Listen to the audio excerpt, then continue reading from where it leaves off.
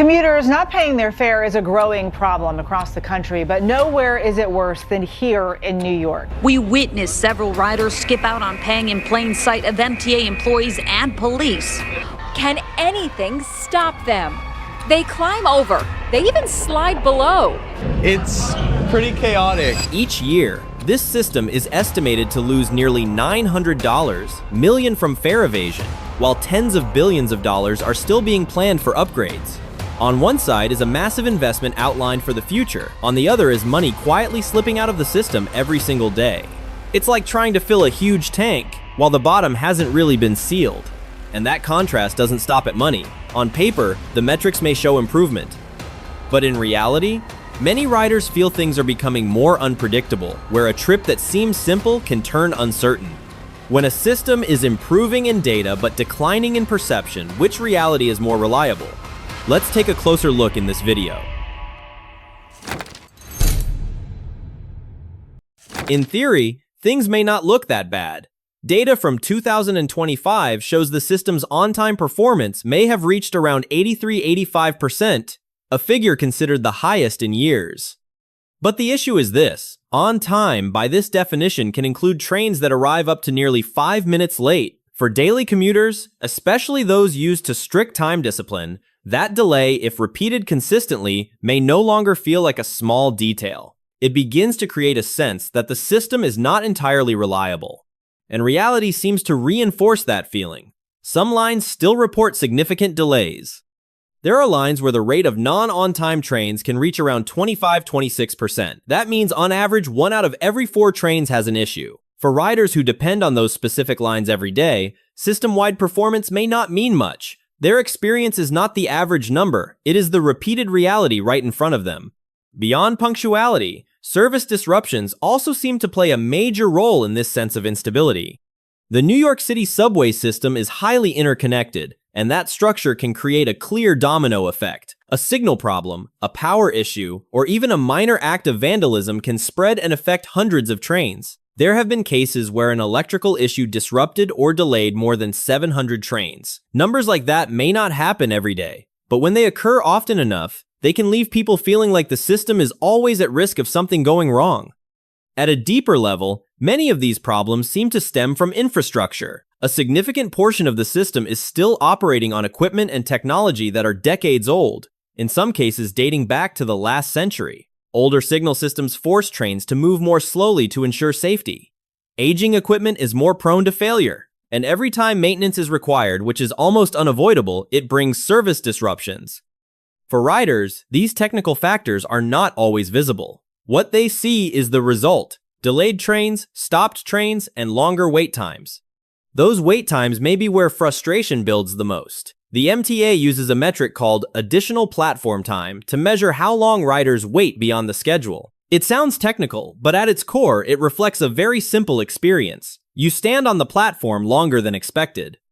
And when that happens frequently, even if each instance is only a few extra minutes, the overall experience can feel much. For those who value consistency and predictability, something especially familiar to older generations, that gap can become a persistent source of frustration.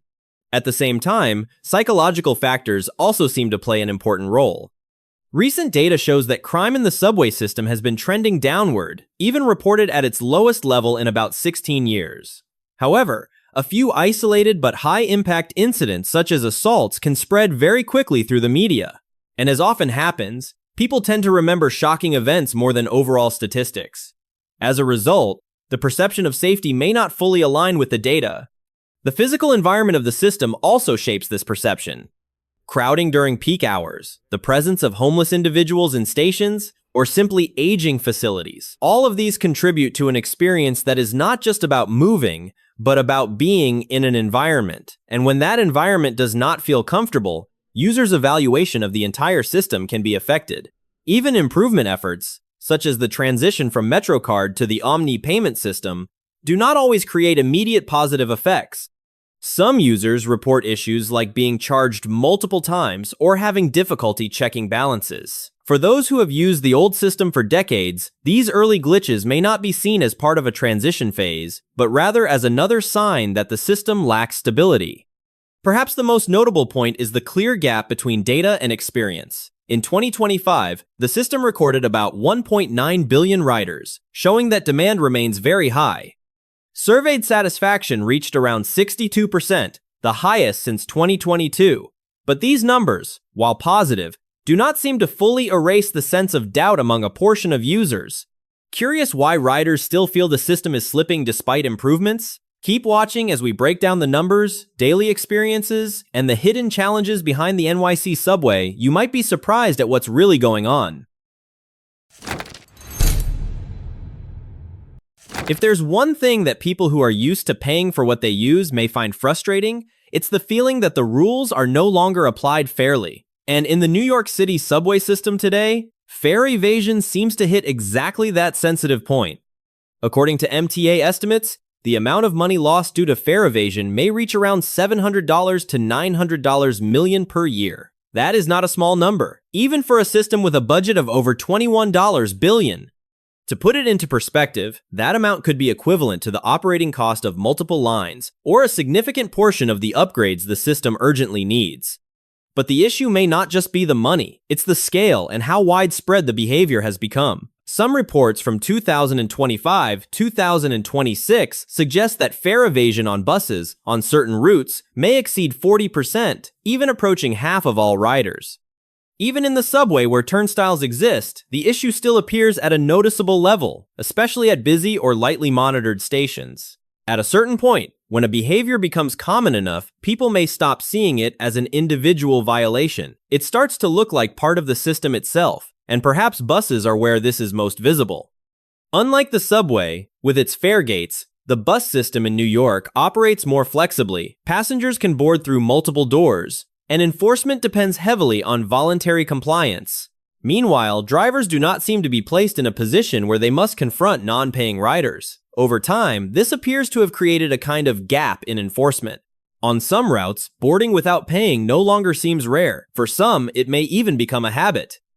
What's interesting or perhaps concerning is that when this behavior happens often enough, it can begin to reshape norms, not according to rules, but according to reality. In the subway system, things appear slightly more complex. In theory, fare gates are still a clear barrier. But in practice, many people have likely seen familiar scenes, jumping over turnstiles, slipping through gates, or simply following the person in front.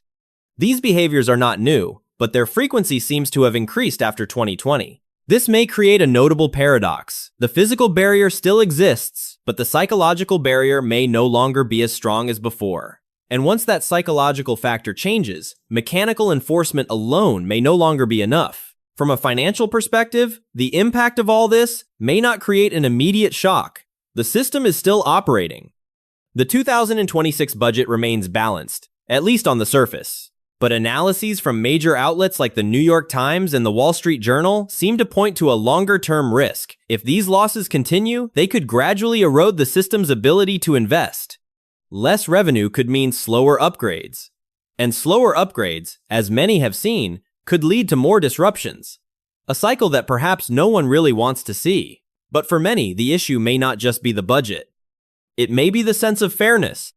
Imagine you are someone who has worked for decades, paid taxes, and paid fares every day. Then you stand there and watch others walk through without paying anything. Once, you might ignore it. Twice, you might feel annoyed. But if it happens often enough, you may start to wonder, am I the only one still playing by the rules? Recent surveys show that overall satisfaction has increased, reaching about 62%.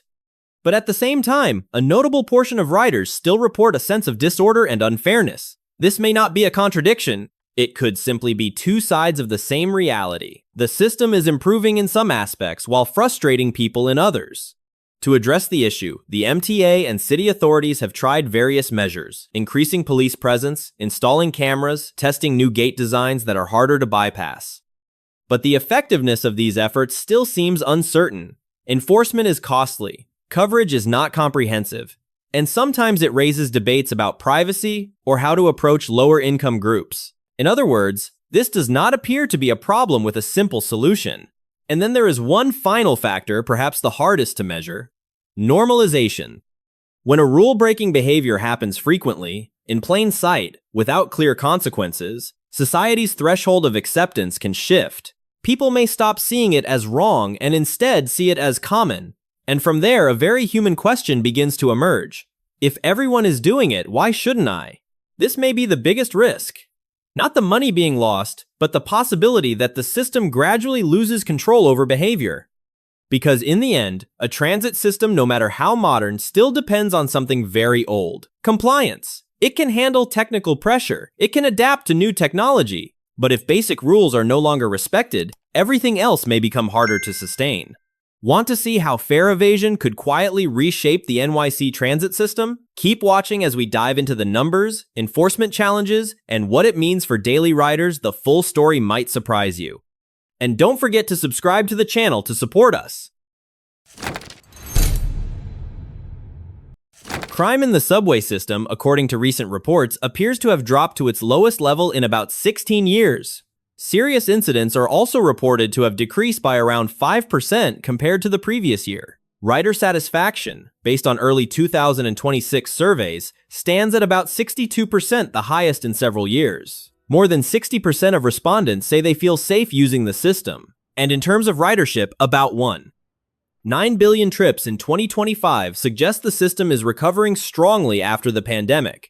If you stop there, you might think, so things are probably fine, but if you actually talk to people who use the system every day, the story may start to change, and quite quickly. Because despite those positive numbers, the perception among many riders seems to move in a different direction. Some may describe the system as unreliable or not what it used to be. They don't always point to data. They talk about how it feels. The feeling of waiting without knowing whether the train will arrive on time. The feeling of being more aware of their surroundings on the platform. The sense that things seem harder to predict than before.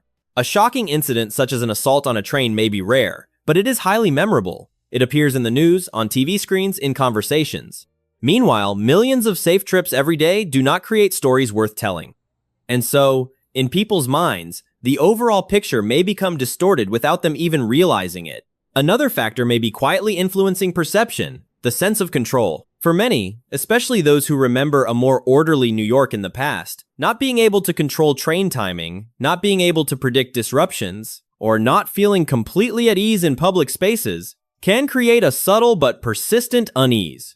It doesn't necessarily mean actual risk has increased, but the perception of risk seems to rise, and then the media enters the picture. In a world where negative news tends to attract more attention, subway incidents, even if not frequent, are more likely to be widely covered. A single event, repeated across multiple channels, can create the impression that it happens more often than it actually does. Not necessarily because anyone is trying to distort reality, but perhaps because that's simply how information flows today.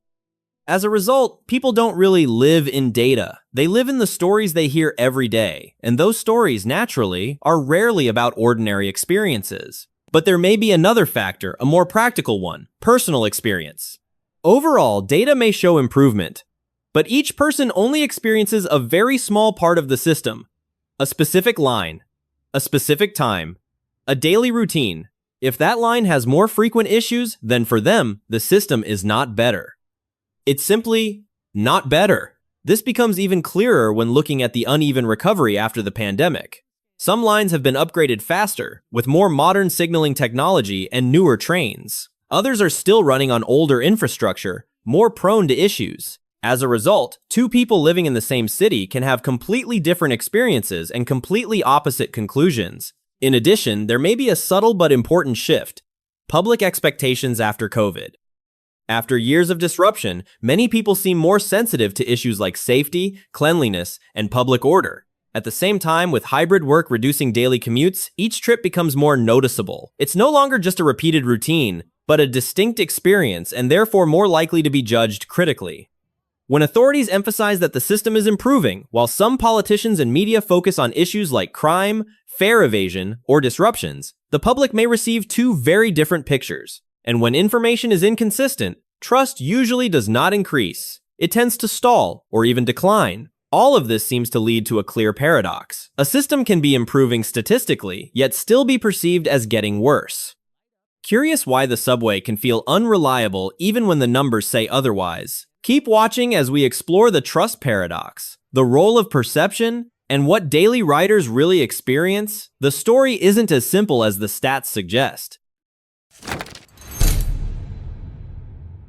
Tens of billions of dollars are being poured into the New York City subway system.